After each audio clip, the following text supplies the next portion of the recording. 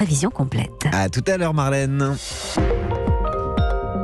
Europe 1. Cette fois, c'est parti. L'aventure des Bleus pour le mondial au Qatar a commencé. Oui, pas encore là-bas, mais ils sont en effet arrivés à la mi-journée au centre de Clairefontaine où ils vont rester jusqu'à leur départ pour Doha mercredi matin. Martin Lange, vous êtes en direct de Clairefontaine et vous avez pu assister à leur premier entraînement.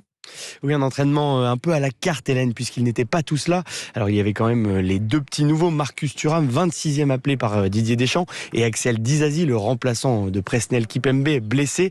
Pour le reste, pas de Kylian Mbappé ou encore d'Olivier Giroud, restés aux soins, et une très grande partie des joueurs qui n'ont même pas touché le ballon, se contentant d'un simple footing.